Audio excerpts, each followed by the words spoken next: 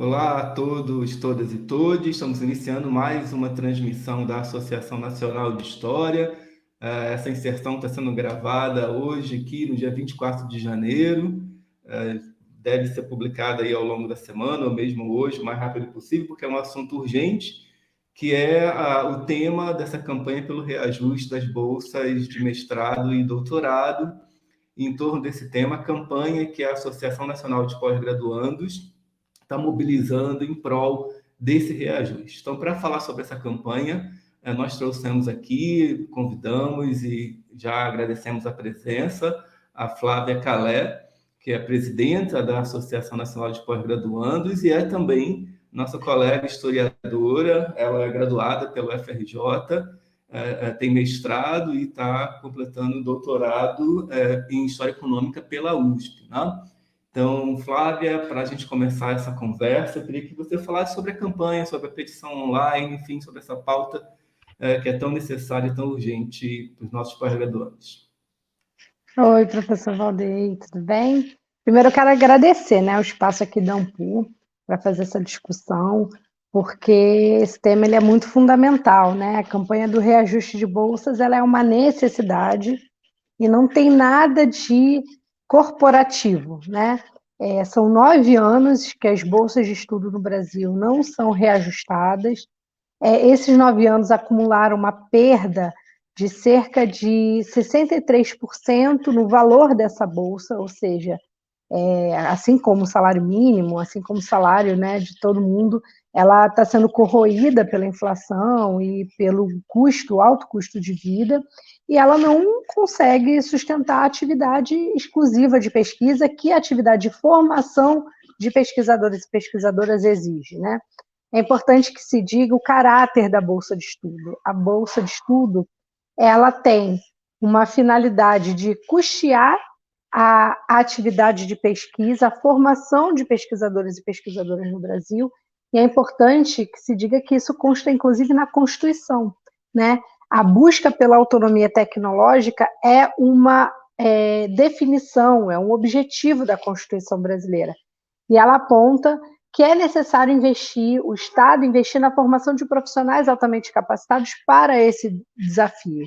Então, a pós-graduação no Brasil, ela forma isso, pessoas altamente qualificadas, altamente especializadas para desenvolvimento de pesquisa, de ciência e tecnologia, de ciências em todas as áreas, né? Estudos da sociedade, da saúde e a inovação, tecnologia aplicada, né, na indústria, no desenvolvimento econômico-social. Então, é estratégico. A bolsa, então, ela envolve o financiamento desse estudante, que também é um trabalhador da pesquisa, né, esse caráter híbrido do pós-graduando, que é um estudante em formação, mas já atua em 90% da pesquisa científica nacional que se dá na pós-graduação.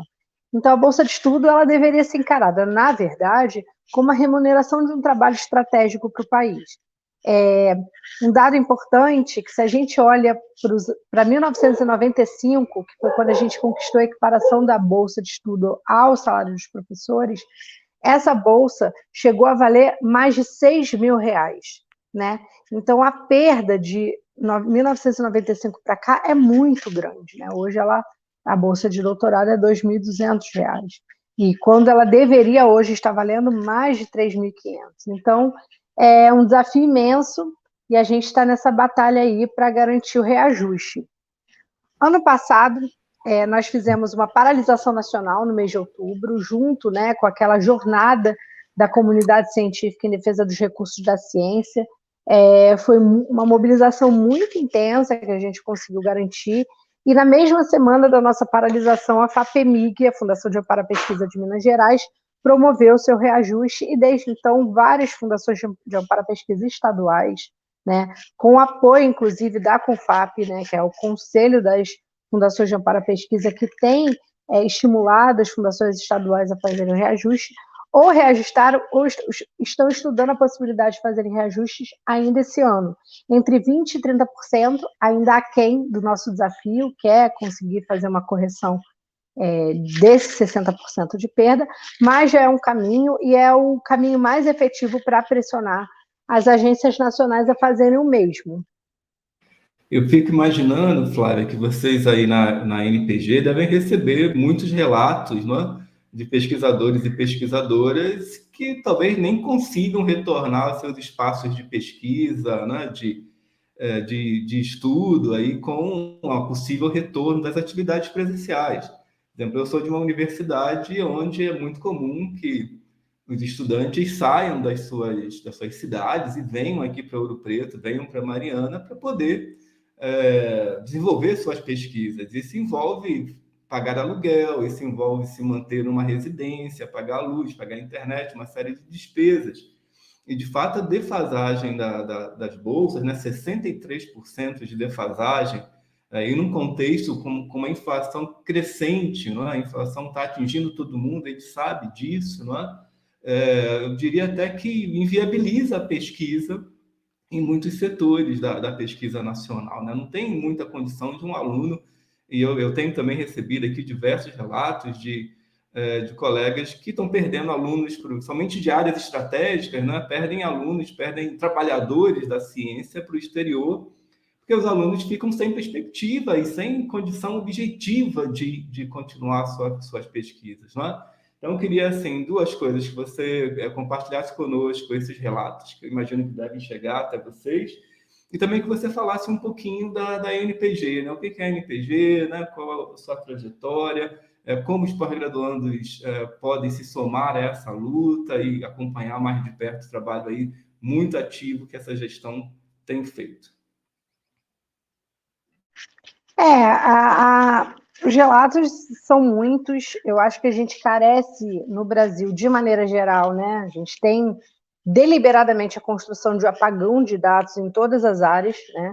Desde a saúde com a Covid, apagão de dados, enfim, agora com o Arquivo Nacional, a gente tem aí um processo deliberadamente de inviabilizar um diagnóstico do Brasil atual, né, a partir das políticas públicas que esse governo tem implementado. Então, esse diagnóstico sobre a condição do pós-graduando na atualidade, ele também não existe. O que existe são a gente enxergando, né, os programas, todos os programas você conhece alguém que está saindo do Brasil ou que quer sair do Brasil. Então, algumas áreas mais, outras menos, né, as áreas de física, matemática, ciência da computação, é uma coisa assim, escandalosa, inclusive, né, a nossa incapacidade de reter os cérebros, né, nossos principais talentos no país. Então, nós não temos um diagnóstico, mas a gente sabe que ela acontece. Né? A fuga de cérebros ele é um tema muito importante, a evasão de talentos para fora do país é um fenômeno da atualidade, mas eu acho que tem um ainda mais grave do que esse, que é a evasão da carreira científica. Hoje, apenas um terço dos pós-graduandos tem acesso ao fomento. Significa que 2/3 se titulam sem incentivo do Estado, ou seja, com renda familiar, com subemprego, né? Muita gente trabalha subempregada, é Uber, e aí não consegue fazer uma pesquisa de qualidade, às vezes não consegue seguir na carreira, porque você precisa de publicação, você precisa de uma série de exigências para também se manter e ter um papel de destaque na carreira científica. Então, estão subempregadas e uma parcela muito importante está abandonando a carreira científica. Então, esse aqui é um diagnóstico que a gente precisa construir, porque isso precisa virar... As políticas públicas precisam enfrentar esse tema, né? O novo Plano Nacional de Pós-Graduação, que vai ser discutido a partir de agora, precisa enfrentar esse tema. Qualquer política de ciência e tecnologia no Brasil precisa pensar essa renovação de quadros, né? De professores nas universidades, de pesquisadores e pesquisadoras em laboratório. Então, assim, nos institutos de pesquisa. Então, esse processo precisa de diagnóstico para que a gente consiga enfrentar com política pública. E a NPG é uma entidade que existe desde os anos 80, né? A gente é de 1986, a pós-graduação começa no Brasil já no final dos anos 60, né? Então, o Movimento Nacional de Pós-Graduandos começou a existir dentro da SBPC, nas reuniões anuais da SBPC, e nessas reuniões e assembleias que ocorriam dos jovens pesquisadores foi fundada a Associação Nacional de Pós-Graduandos, que é uma entidade para os tempos de democracia, né? As nossas pautas centrais giram em torno da defesa democrática da ciência e dos pós-graduandos no país. Então, essa é a nossa razão de existir, digamos assim, e os desafios hoje são muitos, né? Eu acho que reconstruir o Brasil. A gente está aí às vésperas do bicentenário, né? A discussão dos significados sobre independência e uma constatação de que a luta por um Brasil independente ainda é atual, né? A nossa independência, a nossa autonomia, ela ainda é um desafio atual e, sem dúvidas, essa reconstrução que a gente precisa fazer, a gente tem uma possibilidade, que agora são as eleições, mas essa possibilidade de virada a gente precisa construir justamente no debate democrático, no debate de projeto, e precisa de jovens cientistas, precisa de pesquisadores em todas as áreas para reconstruir economicamente e socialmente o país.